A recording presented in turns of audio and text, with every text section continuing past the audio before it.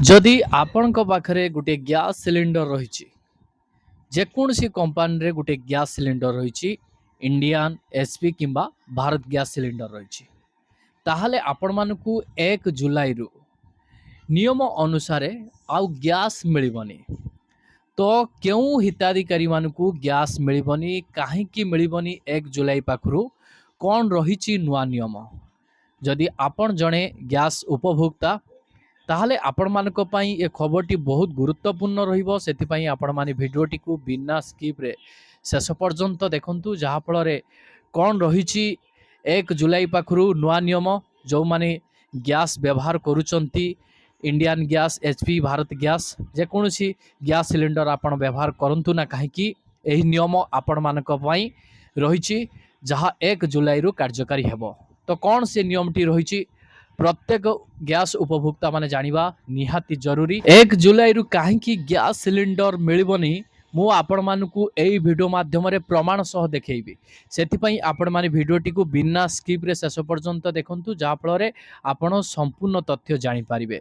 ता पूर्व आपण मानकू कहि रखिबी चैनल रे जदि आपण माने प्रथम करी वीडियोटी को देखुचंती एपर्यंत सब्सक्राइब करि नांती ताले चैनल को सब्सक्राइब करि दियंतु। वीडियो को गोटे गोटे लाइक करने को जमा भी भूलंतुनी। वर्तमान आपणकर मोबाइल स्क्रीन उपरे थरे नजर पकेया पई मु आपण मानकू कहिबे जो खबरटी रही तापरे थरे नजर पकांतु।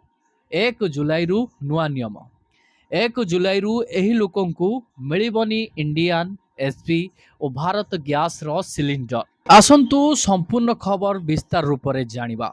1 जुलाई रु एलपीजी सिलिंडर को नहीं अनेक नियम बदलुची।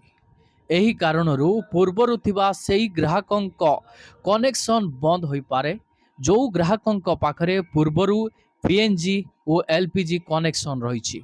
अन्य पटे ई केवाईसी करि नथिबा ग्राहकंकु मध्य 1 जुलाई रु एलपीजी सिलिंडर मिलिबारे असुविधार सम्मुखीन हेबाकु पड़ी पारे।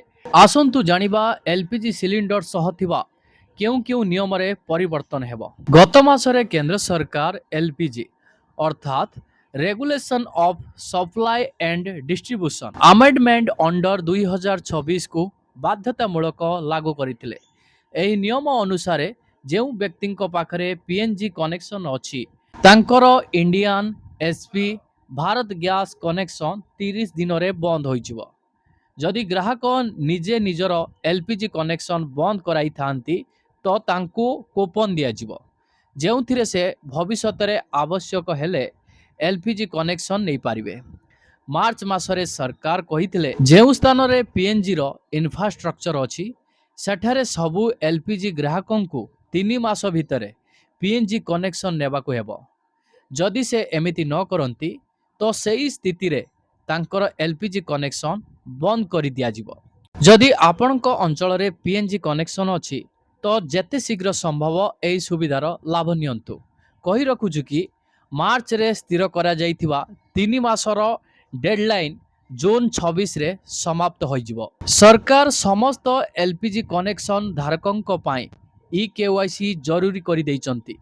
समस्त एलपीजी कनेक्शन धारकंकु 30 जून 2026 पूर्वरु निजर ई केवाईसी प्रक्रिया को सारिबा को पड़िबो। जदि एमिति न करंती तो एही स्थिति रे तांकर कनेक्शन बंद होइजिवो।